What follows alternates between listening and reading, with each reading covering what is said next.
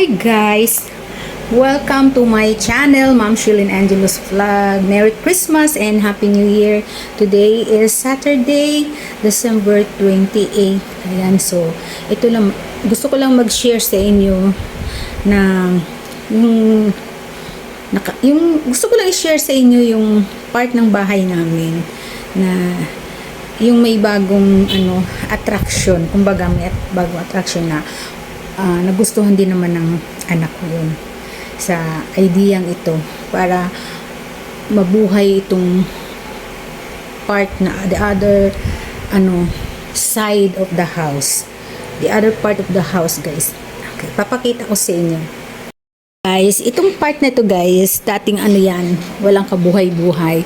Meron diyang table na yung sa computer.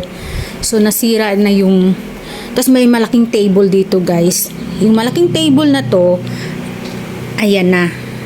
Andyan na, ibinalik ko siya sa dati kasi yan talaga yung table namin sa kitchen, sa dining area. Yan talaga yung table namin. Nilipat ko siya dito noon kasi nga meron kaming yung printer, tas computer nandyan. Ito yung part ng computer, printer. Nung ako'y nag-work pa, nagtuturo pa, ito yung aking workplace. Dito ako nag-edit, gumagawa ng lesson plan. Ito yon. Tapos, ito, table dito. Iba yung table namin dati, yun, glass yung pero medyo maliit siya. Maliit, tapos, nabasag yung glass. Kasi yun, salamin yung namin table dyan.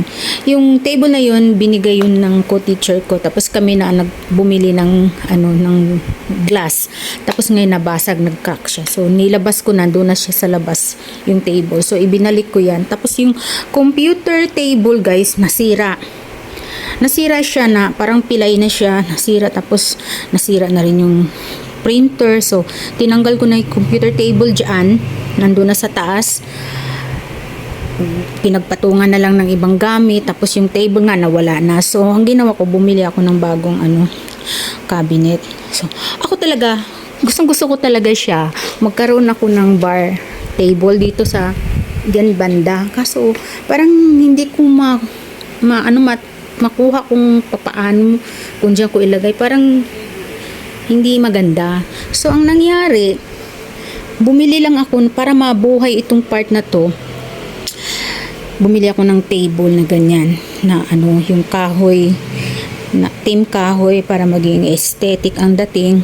So white, tapos brown yung motif ng kulay ng bahay namin ngayon. Ayan, mga old na yan, guys, noon pa yan, hindi ko pa naisip mga aesthetic yung nabili ko yan.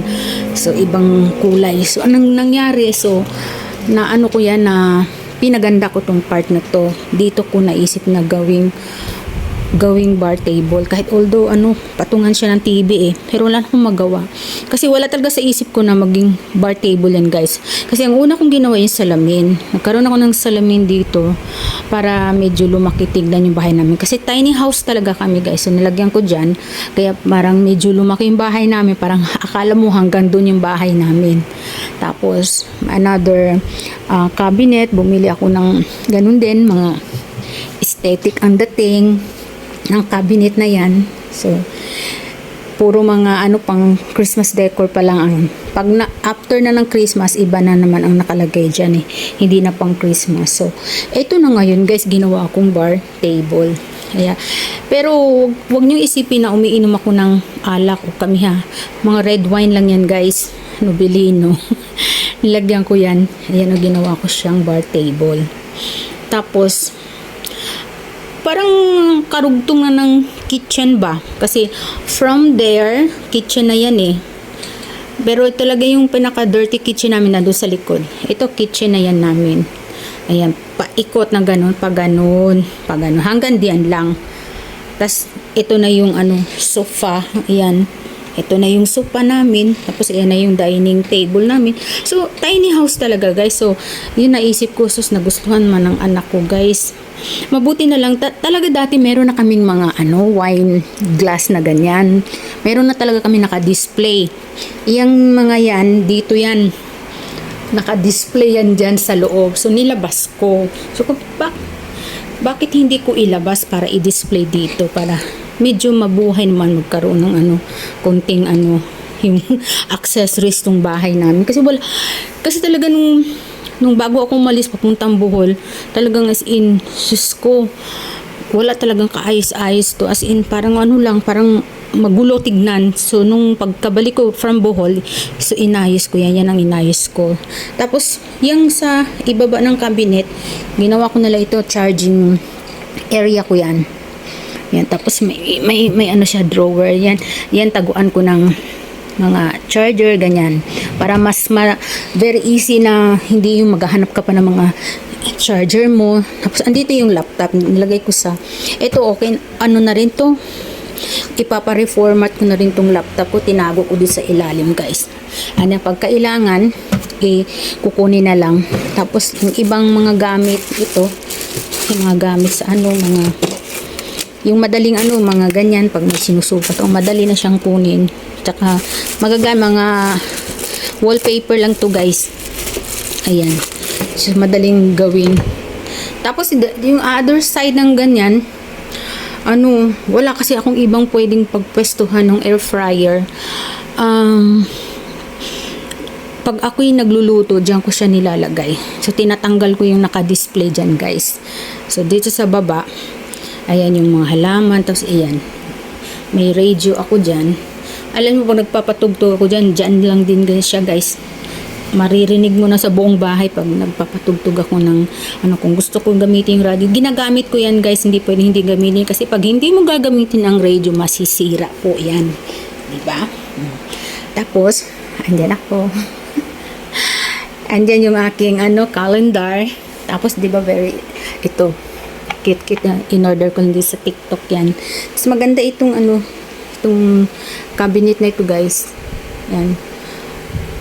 Mga po, pang Christmas lahat. Tapos, meron siyang cabinet din. Dito ko tinatago yung airbed. Yung airbed, tsaka yung vacuum, vacuum sealer dyan. So, yun lang. Tapos, yung mga pinaganda ko, mga in-order ko sa TikTok para gumanda-ganda naman tignan dito sa sala. Ayan. Pati yung mga hanging plants na yan. Wala lang. Yan lang ang pinaganda. Of course, itong with matching natin, pang Christmas, curtains. Ito din, Christmas tree pillow. Mga pillowcase pang Christmas. After Christmas, iba na naman ang design dyan. At iba na rin yung sofa cover. Yung pang hindi na pang Christmas. Kasi alam ko gusto ko, guys, talaga pag Christmas, green or red. Nandyan yung red, white, yan ang gusto kong mga kakulayan. Yan. Tapos, alam mo yun yung mga ganyan. Tapos ito, mga dati na to. Matagal na to sa akin. Naku, tagal-tagal na yan sa akin, guys. 8 years na siguro sa akin yan. Matagal na yan. Mga yan, tinatago ko lang siya ng maayos, guys. Meron akong storage box na malaki. Doon ko sila, lahat ng mga Christmas decors ko, doon ko tinatabi para hindi siya ng daga, ipis. Kaya, okay na okay siya, guys, pag every Christmas. Kaya, tuwing Christmas lang to nagagamit. September, pagdating ng November, ayan, or October dyan, nagda-decorate na ako. Pati yung kasama doon yung mga kasama yan sa mga Christmas decor ko. Lalo na si Santa Claus. Ingat na ingat ako dito, guys. Nako po, ang mahal-mahal nito, kaya ingat na ikat. Ngayon, yung aking Christmas tree, wala siyang decoration. Wala siyang mga sabit-sabit. Yan lang, plain lang siya. Christmas light lang siya.